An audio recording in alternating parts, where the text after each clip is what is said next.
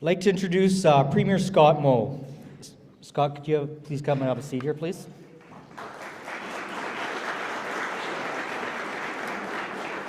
Scott Moe was first elected to the Saskatchewan legislature in the 2011 provincial election in the constituency of Rosthern-Shelburne. He was re-elected in 2016. He was elected leader of the Saskatchewan Party on January 27th, 2018, and sworn in as Premier of Saskatchewan on February 2nd, 2018. Premier Moe was born and raised on a grain farm between Shelburne and Parkside. He and his wife, Krista, currently reside nearby in Shelburne. He was educated at the University of Saskatchewan, where he received his Bachelor of Science in Agriculture. He has previously served as Minister of the Environment, Minister of Advanced Education, Minister responsible for Saskatchewan Water Corporation, and Minister responsible for Saskatchewan Water Security Agency. Premier Moe's priorities include a focus on increasing Saskatchewan's exports to create opportunities for people and further grow Saskatchewan's economy. To this end, he created the Ministry of Trade and Export Development with a mandate to sustain and develop relationships with Saskatchewan's current export customers and placed an increased emphasis on diversifying our markets worldwide. He has made it priority to engage with current and prospective trading partners around the world to advocate for Saskatchewan's export industries. Saskatchewan supplies much-needed goods and commodities such as food, fuel, and fertilizer to over 150 countries. Premier Moe is also committed to advancing the economic interests of Saskatchewan through strengthening Saskatchewan's high-quality agriculture, mining, manufacturing, and energy industries that meet the needs of growing markets around the globe with the world-leading efficiency and sustainability. Thank you, and welcome to the Belfords, Premier Moe.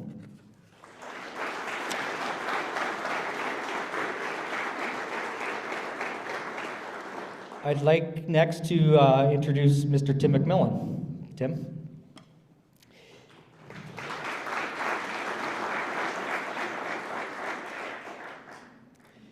Tim grew up on a family farm north of Lashburn, near where the McMillan family first homesteaded more than a century ago. After receiving a degree in economics from the University of Victoria, Tim returned to the farm to raise cattle and start an oil field services company. This experience in the energy and agricultural industries, coupled with his background in economics, propelled his desire to seek a seat within the Saskatchewan legislature. In 2007, Tim was elected as a Saskatchewan Party MLA in the riding of Lloydminster. Tim held several strategic cabinet portfolios in the government of Saskatchewan, including Minister of Energy and Resources and Minister responsible for trade. In 2014, he left politics and was appointed President and CEO of the Canadian Association of Petroleum Producers in 2014 and served in that role for nearly 8 years. Today, Tim is consulting and living in Calgary with his wife, Allie, and high school-aged daughters, Riley and Grace. Thank you, Tim.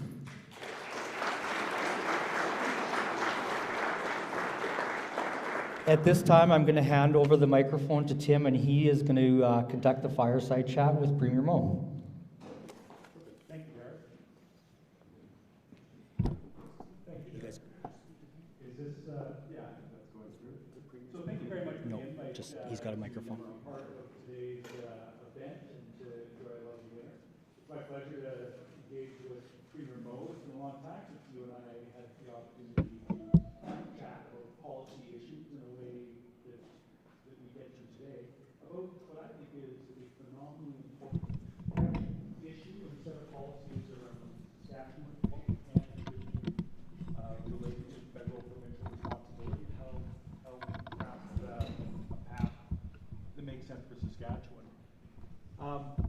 You brought a white paper out earlier today, Premier, and it talked about not just where we're at, but it went back and looked at the history of how Saskatchewan had to fight for the responsibility for our resources, that they were granted in the 1930s, and at several points since then, Saskatchewan has had to continue to defend those responsibilities and we're in one of those cycles again. And maybe, Premier, I'd just ask you to make a few comments about kind of how you see the broader issue, as well as the white paper that you brought out this morning.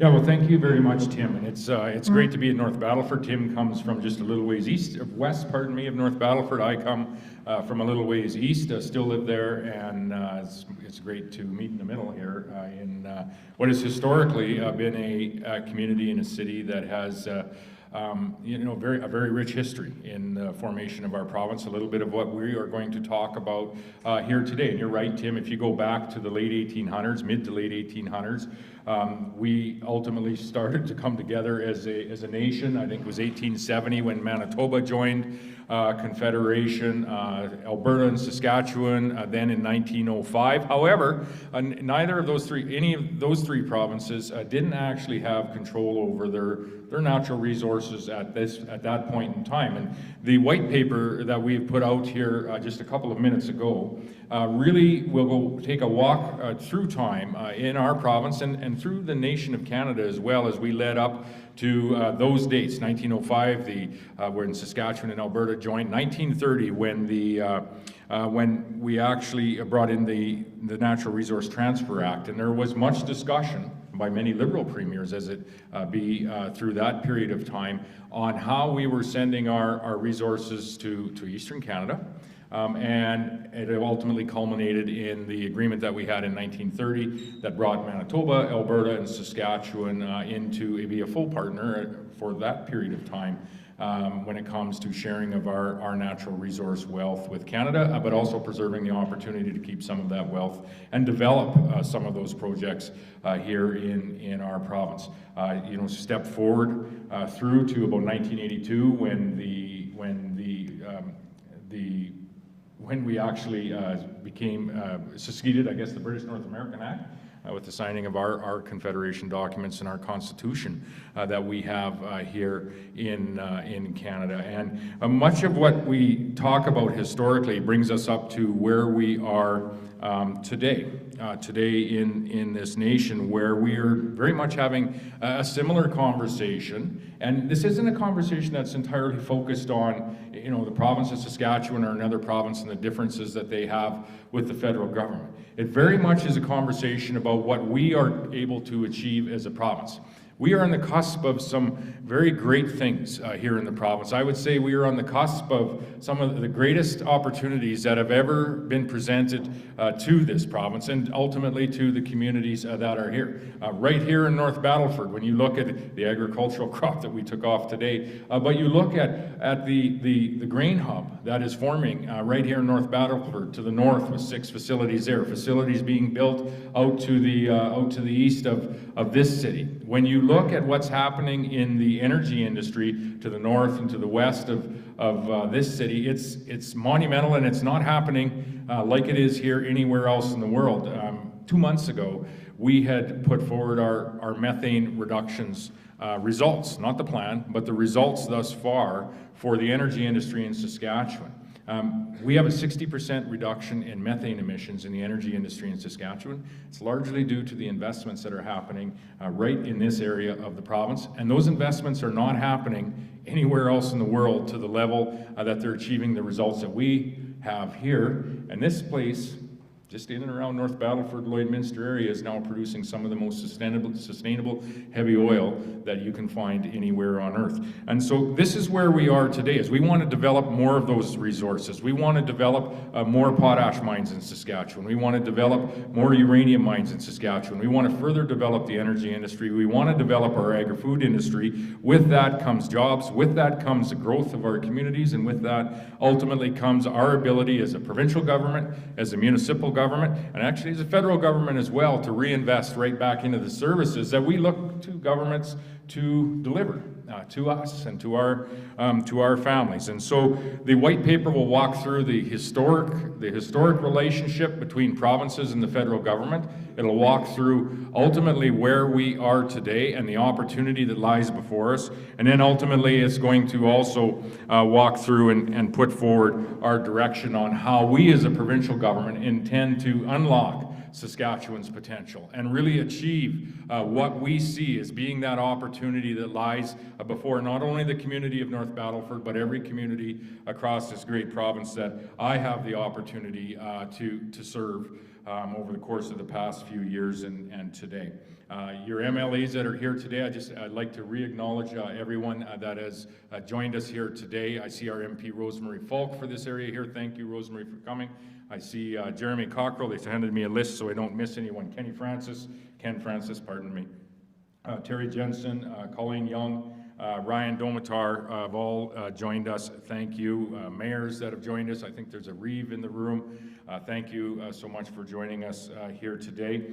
Lyle Stewart wasn't able to join us today. Part of the consultation in getting to this white paper and some of our direction with some of the work that Lyle Stewart and Alan Kirpin, former MLA in the province, have done throughout the summer. We combined that with what our MLAs have been conversing and bringing together in each of their respective ridings across the province. I myself conducted a number of town halls across Saskatchewan throughout this past summer, and the culmination of all of that consultation, all of your voices in communities right across Saskatchewan are coming in to this white paper, combined with, as I said, some of the historical context, combined with some of the challenges and opportunities that we see today, and we've formulated all of that into some direction on where we're going to be going as a province of Saskatchewan to unlock our potential, at times to defend and protect our opportunity, but most certainly ensure that we're able to attain what lies before us. No, agree, Scott. I think the whole room would be full of people that recognize the opportunity before us. I know that you're itching to get to where do we go and what are the proactive steps that Saskatchewan can and will take coming out of this. But just before we get there, I am going to pull us back to kind of where we are now for some context. And we are a province who's responsible for our resources. We have a regulatory system that is built up to create some of the most responsible regulatory rules and performance. You spoke to the methane performance of the oil and gas industry. Our farmers are some of the best in the world at producing grains, oil seeds, and they are the best. They are the best. I stand corrected. And our mining, same thing. We are innovating, finding new and better ways to mine.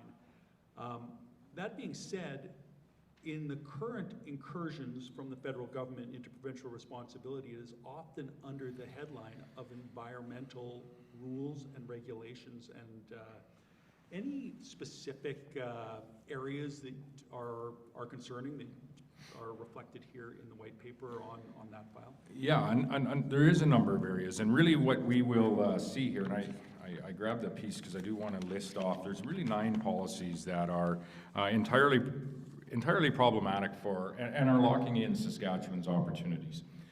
We have, as you've seen, there's been about $15 billion of committed investment across the province. That's in the mining industry, it's in the energy industry, it's in the agri-food processing industry, the value-added agricultural industry, the fertilizer industry as well is announcing investment. And the exciting thing about having $15 billion announced over the course of the last 10 to 12 months in this province is there's more. There's more investment that's looking at this place. There's more investment, much more investments that's looking at very much this region of the province on how we can, add to what is happening in, yes, the energy industry, the agriculture industry, to ensure that we can provide that sustainable product to the world. Our agriculture, and this is on me to some degree. It won't be on me anymore. We have missed, in many cases, telling our story to not only our customers around the world, and I think we've gotten there, but telling our story to other Canadians and other fellow North Americans. As I said with the methane story, which is centered right in this area, some of the most sustainable heavy oil that is being shipped around the world is coming from this area of the world within 150 miles of North Battleford. You add to that in Saskatchewan, the enhanced oil recovery that's happening down in the Weyburn area. There we have the only North American net zero oil company that's operating right here in the province of Saskatchewan, and we're providing that to really provide continental energy security North America, and also where we can, providing that energy to the world. Agriculture, we produce our agri-food products at a lower carbon content than anywhere else on earth. We most certainly can be thankful for the innovation and what Saskatchewan farmers have done in pioneering zero-till technology, pioneering GPS technology that is preventing overlap, allowing us to get into precision farming. We're at the very cutting edge, and in many cases leading the world on producing food more sustainably, and we have a lower content per ton of agri-food products that's being produced. When it comes to potash, and Saskatchewan very much is a global potash player, we produce our potash with a 50% lower carbon content than our competitors in other areas of the world. Most certainly, this needs to be recognized as we look ahead and look into the future, and we're going to talk a little bit about how we're ultimately going to do that. We think there's going to be more investment in the sustainably produced energy industry here in Saskatchewan. We know there is. We know there's more investment available in the potash industry, in the uranium industry, in the agri-food sector to advance everything that we're doing. And those are our sources of wealth. Those export-based industries are where we get wealth from outside that is injected into our communities. What the challenge is there are 9 federal policies that when you look out and extrapolate what those federal policies will cost us between now and 2035, it amounts to about $121 billion, about $9.6 billion a year to the economy of the province of Saskatchewan is what these 9 policies will cost us. That's about $6,500 per year per person in the province. And we would say that there is a much better way for us to address sustainably produced products and ultimately use a carrot as opposed to a stick, to incentivize as opposed to disincentivize. The 9 policies, just for the record, are the federal carbon tax, the oil and gas methane mandate, the oil and gas emissions cap mandate, the fertilizer use mandate that's been talked about, the clean fuel regulations, the zero emissions vehicle mandate, the federal output-based pricing system, the agricultural methane mandate, and the landfill methane mandate. And that $9.6 billion is off of what we produce today. And I just talked about the cusp of how we're on the cusp of attracting all of this additional investment. We're actually going to have the opportunity to produce much more tomorrow and the next day and in the days ahead. And so that $9.6 billion, that's $6,500 per person per year, is actually much larger than that if it's stymieing any of this investments that is coming into some of the most sustainably produced products available that are produced right here in Saskatchewan. And so for us, what we have done and what the title of the document that we have here today is Drawing the Line in Defending Saskatchewan's Autonomy. It's really about defending Saskatchewan's opportunity. It's defending our jobs and pioneering a way for us to be able to ultimately have more jobs in our community, have more of an opportunity for that next generation. And at the end of the day, it's about what then we can do as a municipal government that is doing well, representing a growing and prosperous community, a provincial government that is doing well, representing a growing and prosperous Canada, not nation, prosperous province, pardon me, and we firmly believe that when we have strong communities in Saskatchewan, that makes for a stronger province. We firmly believe that when we have a stronger province of Saskatchewan, it makes for a much stronger confederation and a much stronger nation of Canada. And so this isn't about what the federal government is doing. It isn't about Saskatchewan picking fights with the federal government. It's about Saskatchewan people and us working our level best to provide Saskatchewan people with an opportunity to achieve and to attain what we know is possible in the days ahead. And here are some of the challenges. There's others, but these are the ones that we've highlighted in this paper, and these are the ones that we are going to focus on in the days ahead on leading as opposed to following. Taking the initiative to step out as opposed to reacting to someone else's initiative at a different level, per se. And this has been a fairly consistent approach of your government, and I know that the Saskatchewan Party had a resolution at their last convention that started leading down this path. Alan Kirpan, who is here today, and Lyle Stewart, on your request, toured the province and met with people around Saskatchewan. The frustration, and I would say even at times the anger, is real. That whether it is a lack of understanding that is driving some of this. Some of the narrative coming out of central Canada, out of Ottawa, is almost offensive. It's very limiting to our economies, and as you noted, the numbers are stark. Telling farmers that there's a move to reduce fertilizer by substantial amounts, it's affecting livelihoods. So it is anger. It isn't just frustration. It is actually seeing the manifestation of these policies, which will be very damaging. What have you been hearing, and what did you hear back from Lyle and Alan from their tour this summer? Well, Lyle and Alan, and thank you, Alan, for volunteering your time to come out and travel the province with Lyle Stewart, our previous Minister of Agriculture, someone you served with as well, Tim. All right, thank you to our MLAs in the room and those that aren't here as well for the reaching out in your various constituencies that you did to people that have spoken to you about some of the challenges that we have and some of the opportunities that we are maybe at times nervous that we're not going to be able to attract into our regions of the province. And then, as you said, this conversation has been around for a number of years, but it's very much been a conversation of the federal government will do something and then we will react. We'll take them to court, we'll take them to the Supreme Court, a bunch of provinces will pile in, and we're very reactionary in what we have been doing. That changes, and that's ultimately, I think, the theme of what we heard throughout this summer is we understand that there's some challenges at the federal policy level, but what are we doing as a province to really determine our own destiny? What are we doing as a province to ensure that we're not missing on the opportunities that lie before us in our respective region? And there are tremendous opportunities that are being presented to region after region across the province, and so that would, I think, was to be the overarching theme. We heard, various, and there's some quotes in the document, and I would encourage everyone to have a look at the white paper that we had put out here today, and across the province. I would encourage everyone. There are a number of quotes in there, but we also heard statements that for example, you need to be more like Quebec. You need to be like Quebec when it comes to immigration policy, taking more control and prioritizing the numbers of immigrants and who those immigrants are, and for example, what training they might have and how they're going to fit in to various communities and various parts of the economy in our province. Quebec has had some additional control for a number of years.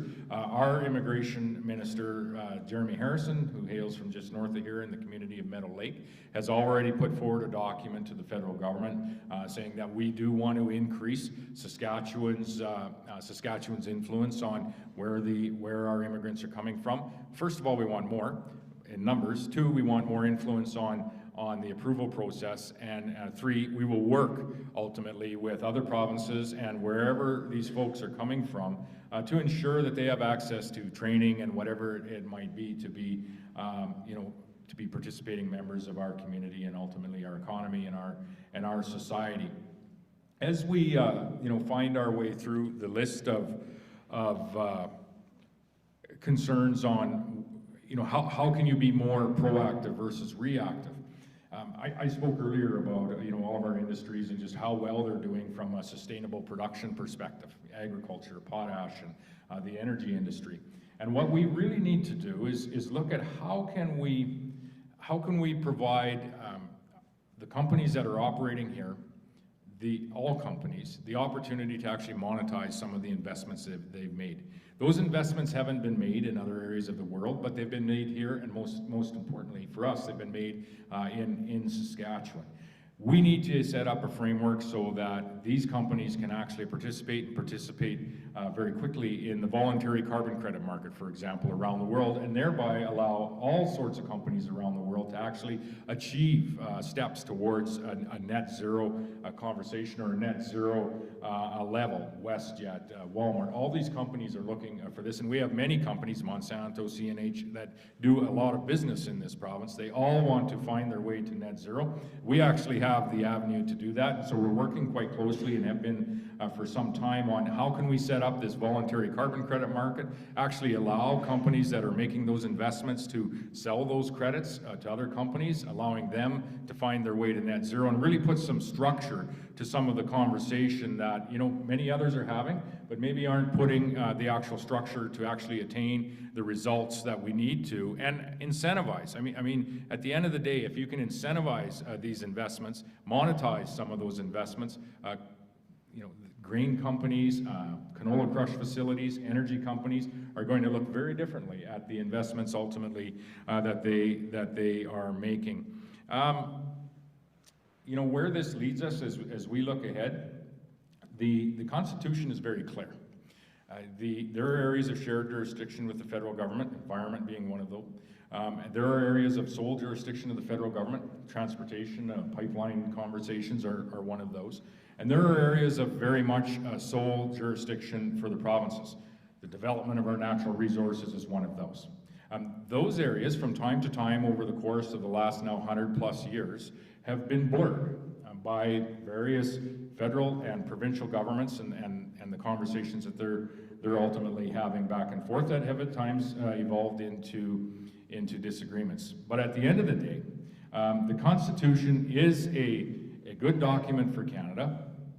If I had a magic pen, I'd change it in a few places, but it is a good document for all Canadians, and it ultimately is one that we respect as a provincial government in Saskatchewan.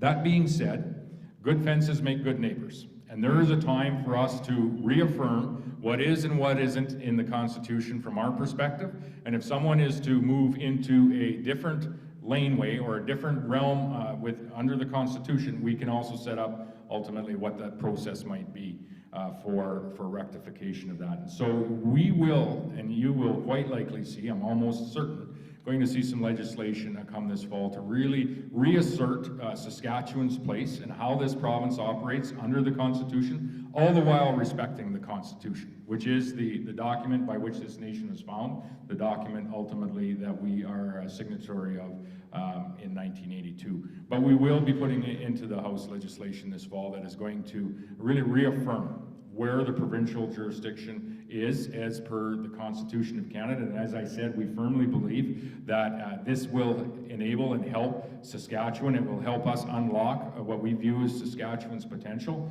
And if we believe that a strong Saskatchewan makes for a strong Canada, this will be a positive piece of legislation for the people of this province. And for the people of the country, I think. Yes. Like you say, good fences make good neighbors on both sides. You've been working on this for a while, and it's started with meeting with people, policy at your convention, white paper has been prepared and now delivered, and potentially legislation later on this fall.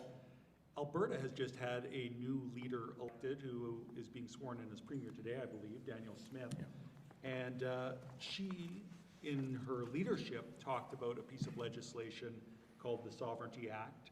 Do you think there's room to collaborate? Do you think she's looking at some of the same issues, or any comments you might have about how Alberta and Saskatchewan line up here? Yeah, so there is no act in Alberta at this point, and I think there's been recent communication that any act that would be formulated in Alberta would ultimately would respect the constitution of the land and the laws and the courts of the land, which is important.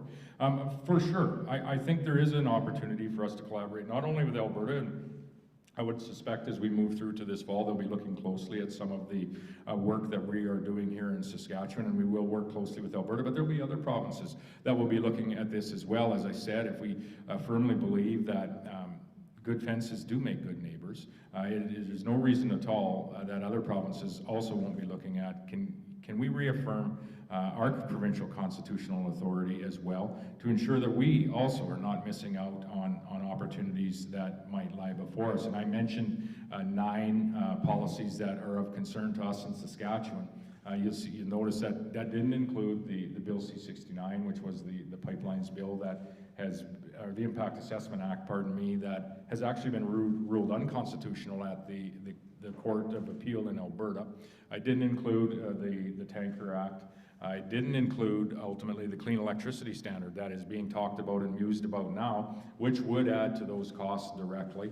The clean electricity standard has now gone forward to discussing that not only would coal be phased out by 2030, but all fossil fuel electrical generation would be phased out by 2035. Well, if you think of the North Battleford Power Station or the Queen Elizabeth Power Station in Saskatoon, that makes us in this community, and me just living that way, I believe, a little ways, quite cold in the winter if we're not going to allow our natural gas facilities to operate past 2035. The impacts are direct in many cases, but they're indirect as well in many cases. When the now deemed unconstitutional Impact Assessment Act, which was deemed unconstitutional in Alberta, is a challenge for the energy industry. And you hear about pipelines, and you'll hear me talk about pipelines. Some of those pipelines don't actually have Saskatchewan oil in them, so they directly aren't of impact to Saskatchewan. But indirectly, they take oil away from other areas of Alberta and will free up some capacity in pipelines that we do have access to. They also, when oil, and Tim, you have spent the last decade on this discussion, they also, when you have constricted capacity to get your oil out through pipeline, it will end up on the rails. It'll end up on the rails heading down to the Gulf Coast and to the West Coast. And that has a tremendous impact on the capacity that we have on the rails for potash and agricultural products. And we've had many challenges with both of those products over the course of the last few years. We have a larger discussion than just pipelines that needs to happen in this nation.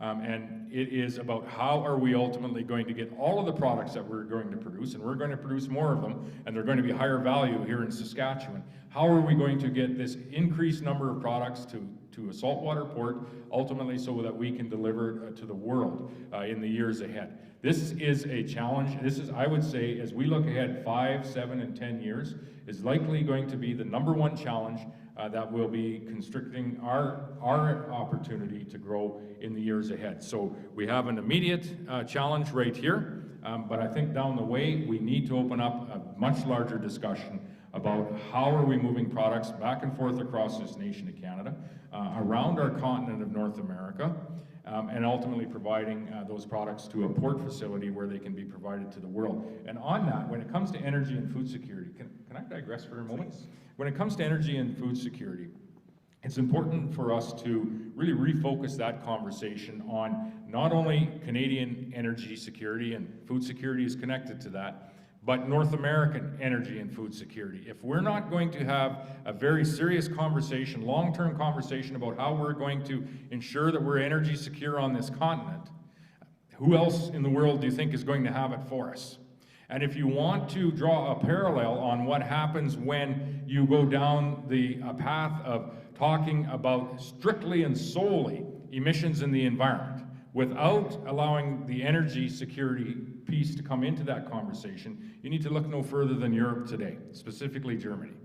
There is a tremendous challenge that, unfortunately, is on full display for the world to see, that when you adopt policies like these 9 policies that have been put in, or being in the process of being put in by the federal government, and how you are going to lower the emissions in your respective country, thereby pushing those emissions, because you're still going to buy the products. 1/3 of the oil, coal, and natural gas in the European Union come from Russia today, and have for the last decade. 65% of the natural gas coming into Germany comes from Russia. That is what happens when you solely consider these policy initiatives without allowing the conversation around, are we energy secure in our nation or on our continent in our case? And we should not in any way be backing away from what we are producing here, how we are producing it. We should be yelling from the rooftops that it's some of the most sustainable product available in the world. We should be incentivizing the companies that are investing and doing business here to do even better tomorrow, and they will, and they are doing that, and they are making those investments, and we need to incentivize even more. But we most certainly should not be trying to push our emissions offshore, outside the nation of Canada, offshore our continent. We should be taking care of ourselves in North America, and ultimately then playing our part in providing energy and food to the world.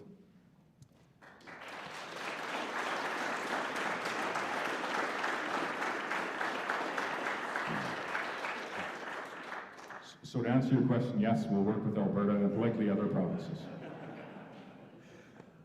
I think that the frustration that I spoke of earlier certainly is felt in this room, and you certainly can reflect that very well. It's very problematic to see our friends and allies in Europe facing a devastating winter in front of them, having the German Chancellor come to Canada and ask our Prime Minister to enable LNG facilities to be built on our East Coast. So he asked for LNG, didn't get it, we got hydrogen. He was in the United Arab Emirates 10 days later, and he signed a deal for LNG with the United Arab Emirates. So that's what he was here for. Yeah. And in the interim, Europe is going to burn more coal this winter than maybe any time in the last decade. Yeah. And Canada is sitting on hundreds of years of natural gas, oil that we could be supplying to our allies. Where we are on that, you know, so we have oil and we're cleaning that up as we go along. And I mentioned what's happening here and what's happening in the south. We have food, fuel, and fertilizer, right?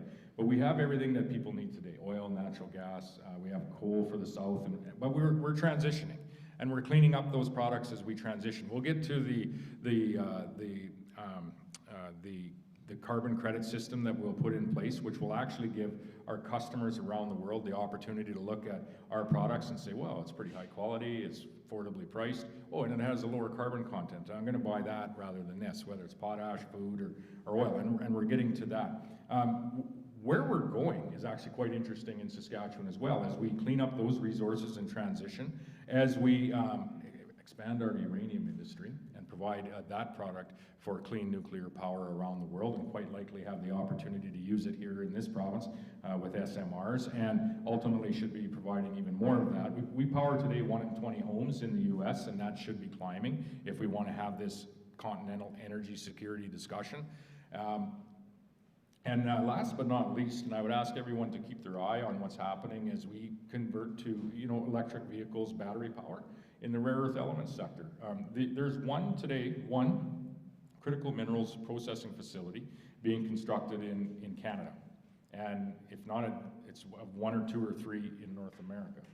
And that's in Saskatoon, Saskatchewan, by the Saskatchewan Research Council. So if where we are is burning oil and gas today, where we're going is quite likely some oil and gas, more nuclear, some renewables, yes. And where we're ultimately heading is to some degree of battery power. Saskatchewan lines up very, very well today, tomorrow, and far into the future. And so we shouldn't for a minute think that the opportunities that we should be discussing about and that are landing here in this province, investment, jobs, ultimately the end opportunity is the ability to reinvest in services for our families, safety, education, healthcare. We should never think that those opportunities aren't real, and that we are on the cusp of actually receiving more of that investment than we ever have before. Sorry, I interrupted. No, I think that Saskatchewan is well positioned for the world today and where it seems to be going, and just such an exciting time. As we're getting down to the last few minutes, I think I'm going to hand it back to Derek, and if there's a couple questions from the audience, the Premier has generously offered to answer those. So Derek, I'll let you moderate this. Thank you, Tim. Thank you, Premier Moe. We just asked kindly, we're going to have a short question and answer period. Could we just ask questions that are in line with today's theme? We all probably have 10 questions we'd like to ask Premier Moe. Let's keep it strictly to what we've been talking about for the last 45 minutes here. Anybody that has a question, please raise your hand and we'll try and get to you. Yes, Mr. Billis.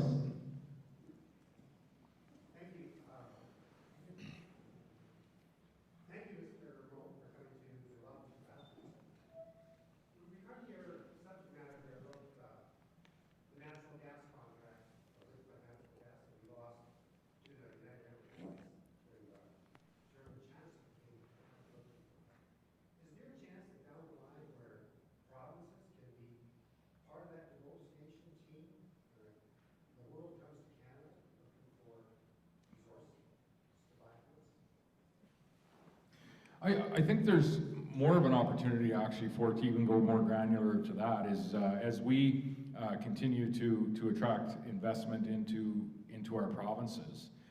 It's those companies ultimately then that are going to provide the natural gas, in this case, natural gas to a country like Germany. And so, you know, as we grow as a province and become a hub, and Alberta very much so is there in the energy industry, us less so in the energy industry, but very much there when it comes to agricultural commodities and potash and uranium as well. We're a globally respected power when it comes to those products, not only because we have them, but because of how we ethically and sustainably produce them. And that's something we can be very proud of in this province. We also produce close to 500 million barrels of oil as well, which is no small amount. So it even gets more granular than the provinces, but what does need to happen and always needs to happen is they need the support of the federal and the provincial government as we find our way through those, whether they be memorandum of understandings or indications of support, whatever that might be. It does need the support of the I would say all levels of government, federal, provincial, and even down to the municipal level. When I spoke earlier of, you know, the longer term challenge that we're going to have in getting our products to export markets within our continental North America, but also to export markets to position it for offshore to go to other countries around the world. That takes tremendous coordination between first the federal government, then the provincial governments, and then ultimately municipal and regional governments as well. And there needs to be a benefit for everybody involved. The people where, for example, a rail line goes through, or a pipeline, or a highway, or where an airport is located. We need to have that collaboration up and down the chain in order for it to work well. If it wasn't that way, we wouldn't have a railway. The railway really is the first significant, well, you can go before that, the boats on the rivers. You know, when people came into this country, they came in on the river system. Then you saw the communities actually move to where the railway stations were. And now we see going even beyond that to where the highways are, and actually even to where airports are.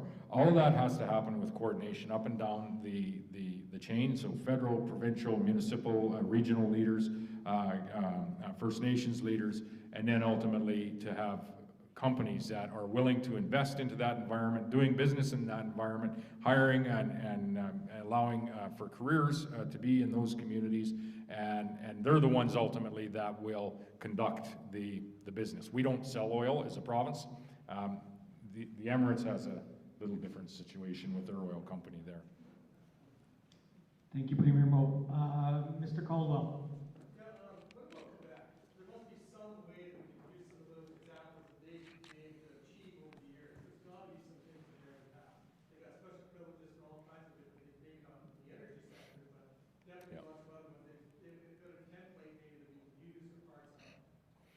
Yeah, most certainly, and we heard that, Alan and Lyle heard that often this summer, is why can't you act more like Quebec? And I would say the first piece with acting more like Quebec is to take the initiative, to step out and just start doing things, like up to and including unilaterally changing the Constitution, which they just did here this past year, which the Prime Minister and the federal government has said is okay. They're going to allow them to do that. And so I think that actually does open up some opportunities for provinces like Saskatchewan to have a real look at, you know, are there some items similar to what Quebec has done, up to and including unilaterally changing the Constitution. The immigration agreement that Quebec has had with Canada, it's called the Canada-Quebec Accord, allows Quebec much more flexibility in selecting which immigrants are coming to the province of Quebec. For different reasons, we want that same flexibility, and that document is actually sitting on the federal minister's desk, and it's the topic of discussion at the federal, provincial, territorial ministers' meetings,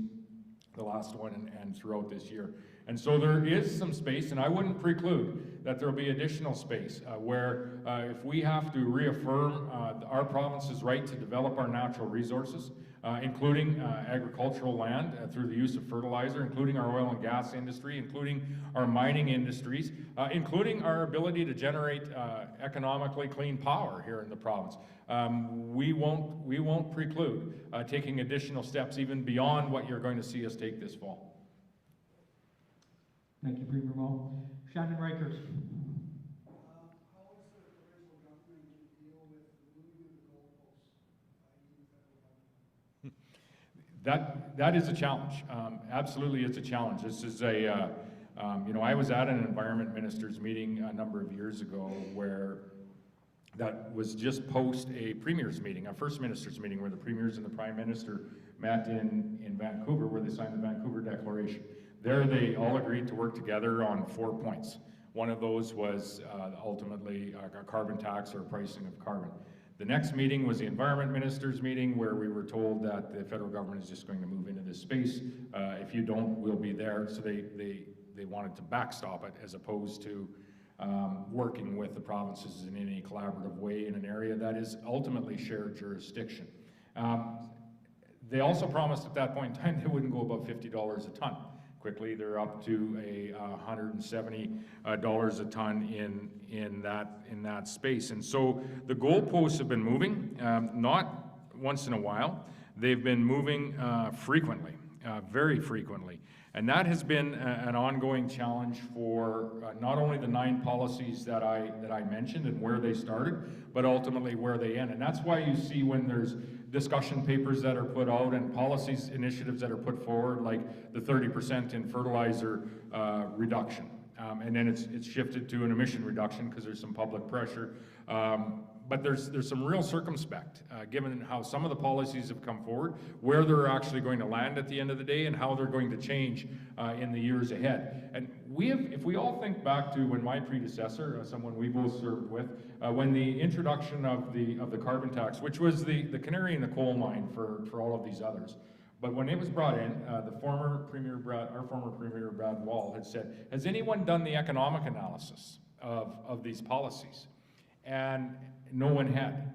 And that's what we're doing. Part of this process is what we're doing for Saskatchewan right now. And that cost at existing levels of production is $121 billion out to 2035, $9.6 billion a year to the province, $6,500 to each and every one of you in this room and everyone else in the province. That's if we don't, and that's not including any foregone opportunity that is coming down the pipe. We have the opportunity, I think, we already are producing some of the most sustainable food and fuel and fertilizer in the world. And what I would like to do is to be an example around the world on why you should invest here, why you should expand on the technology and innovation that we have operating in these industries.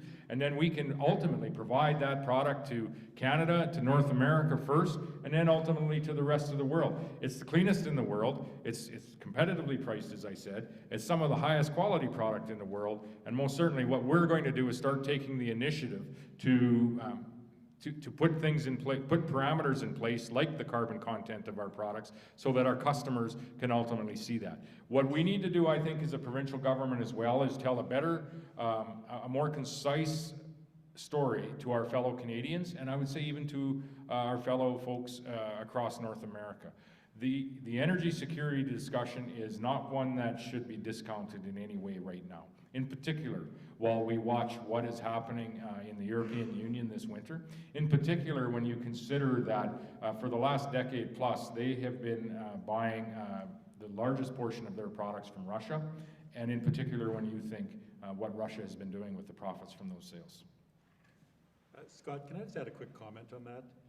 I think Germany is a great example of a nation that may not have been open to Saskatchewan's message up until about a year and a half ago.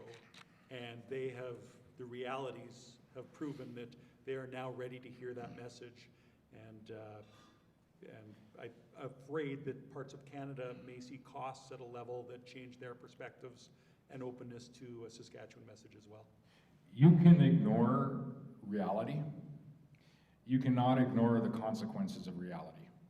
The consequences of reality, unfortunate as it is, are going to land in the European Union. They're already landing in Ukraine. They're going to land in the European Union this winter. Okay, the last question, I think we're going to give the floor to the Mayor of Battleford, Mr. James Leslie. Thank you. Recently at an economic environment forum in Vancouver, and they were discounting, denying the value of carbon insets, which come from our agricultural products, wheat, barley, etc. If the provincial government looks at their own carbon platform, would you guys be considering looking at the value of their agriculture offsets our oil and gas? Yes. Thank you. Yeah, what we're looking at is a framework largely where aggregators can go out and aggregate voluntary carbon credits for our industries. We're starting with agriculture, we're starting with energy, we're starting with our mining industry. We'll expand it to wherever we can. The government's work will be to put in place some regulations that allow for it to happen. And then the industries will go to work. And the industries are very, very well versed on what their carbon content is, where they have made investments to change that. What we are going to make every attempt to do is provide the opportunity for our industries to monetize investments that they've already made, zero-till fertilizer placement. The engines in all of our equipment are far different than they were 10, 15 years ago, but also to ensure that they can monetize and account for future investments as well, that all of our companies are making here. Listen, as I said, this isn't a province and federal government. This is a province looking at what we can actually look like, our communities in 5 and 10 and even 20 years down the road. We have the plan for growth out to 2030. We've already are in I'll call it threatening to achieve some of the targets that we have put forward in that document. We may have to alter it, but we are on the cusp of greatness in Saskatchewan. We have folks from all over the world that are looking to invest into these very industries because of how we produce the product and the quality of product that we produce, and how we are working with them as a provincial government. And what we are going to ensure that we do as a province is we are going to assert ourselves and be assertive in ensuring that we don't do anything to forego this opportunity, and we're asking anyone else involved to respect what we're doing as a province, to work with us as opposed to, again, to incentivize as opposed to demonize in many cases. Thank you, Premier Moe. Well, gentlemen, ladies and gentlemen, that wraps up our formal part of today. There's just a few things we have to talk about before we let you get back to your businesses and back to work. If anybody has questions that may not have got answered during today, our MLA, Jeremy Cockrell, is going to stick around after. He's more than willing to answer your questions. So if you have any inquiries, please contact or come and see Jeremy. Some thank yous to wrap up the day. Thank you, Premier Moe, for choosing the Valverts on such an important day. Thank you. Thank you, Tim McMillan, for hosting our fire chat. Very, very important to have someone who's doing all this here. Thank you. Thank all the MLAs in attendance. This is a point where I get to say that I made a couple of mistakes. I failed to mention a couple of dignitaries in the crowd, and I apologize for that. Chief Wayne Smagnus from Lillipine and Reeve Dan Barco. Welcome, and I apologize for missing you in my opening introductions. Thank you to all media sources that came out today. Thank you to Jay Bottomley, Oil Can Charlie's for the complimentary water. Gold Eagle Lodge for hauling over a couple of comfy chairs for these gentlemen. Thank you, Leah Garvin from the City of North Battleford, for letting us use this beautiful venue. Stacy, again, thank you for the great lunch, And the pumpkin pie. And the pumpkin pie, yes. Linda and the chamber staff, along with Jeremy, didn't throw this together because we don't throw things together, but meticulously planned this event in less than a week, which during over a long weekend is a little hard to do. Finding a venue, Linda, staff, Jeremy, awesome job. Thank you very much.